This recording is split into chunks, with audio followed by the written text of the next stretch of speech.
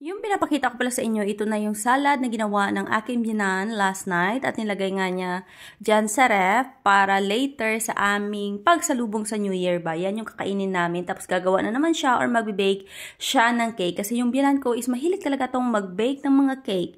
Tapos nag-separate siya pala ng salad na kakainin namin sa umaga ba. At yan nga, masarap yung salad nila ha. Tapos yung mayonnaise na ginawa ng aking biyanan is homemade talaga. Hindi siya bumibili ng mayonnaise na nilalagay sa kanilang salada. So, mag-coffee muna tayo. At ito pala is lalabas kaming magpamilya. Yes, kasi nga diba New Year. So, last day of gala sa taong 2024 kasama ang aming prinsesa. At nandito na pala kami sa labas. Mag-iikot-ikot lang kami dito sa My Village para ipakita sa inyo yung mga kaganapan ba bago salubungin yung taong 2025 at tayo ay mag-goodbye na sa taong 2024.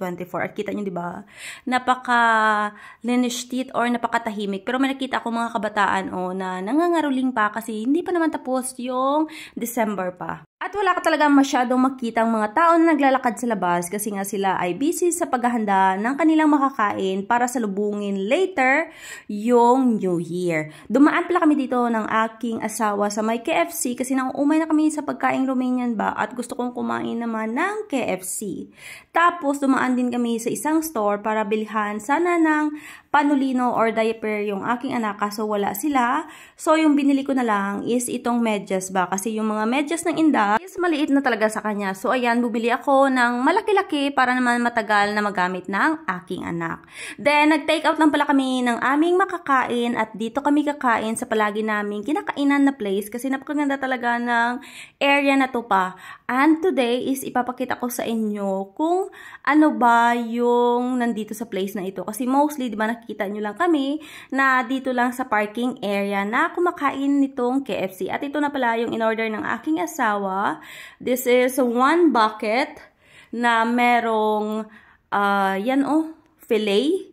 Tapos, meron ding fries kasi mahilig yung aking anak kumain ng fries. So, nag-order kami niyan. Tapos, ito namang burger is ibibigay ko sa aking biyanan. Hindi pala filet yung in-order ng aking asawa, kundi nuggets siya. At yun na nga, nag-start na kaming kumain dyan. And of course, yung aking anak is binigyan ko rin ng nuggets ba. At tinanggal ko pala yung zipper ng jacket ng Inday kasi nga napakainit sa aming sasakyan. Then after namin kumain is mag-iikot-ikot kami dito sa may area na ito. At hindi ko talaga ina-expect na napakaganda pala ng view dito. At tingnan nyo naman diba? Ito pala yung daan na pababa ba. Meron pala ditong bus na pwede siyang maging barko. Basta magiging barko. Basta parang ganun ba na pwede siya sa tubig. Tapos mag-iikot-ikot siya dito sa may tubig. Dito sa aming area ba. Sabi ng aking asawa is napakaganda daw.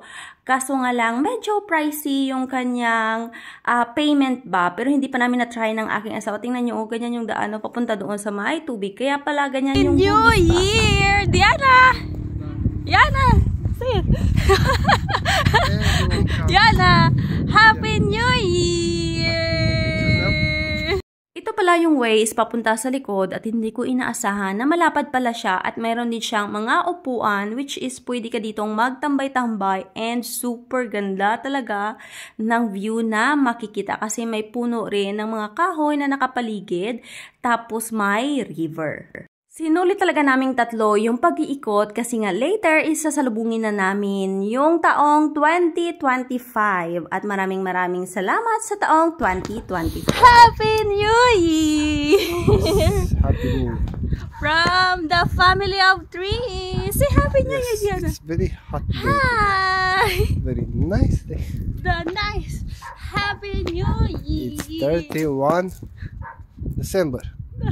The last day of 2024. Me, Mommy, Yana.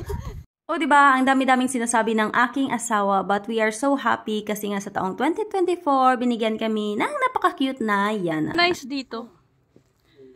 This is a new place dito sa amin. And ka-pretty dito. Masarap magtambay. Especially na ang daming upuan. So dahil tapos na kami dito, so we will go to the store. Kasi may bibilhin pa kami. So pretty. Kaganda dito. Nagmamadali na pala kami bumalik sa aming sasakyan kasi anong oras na? Early kasi magko-close ngayon yung mga store at meron pa kaming bibilhin na something ba at bibili rin kami ng artifice or ng fireworks.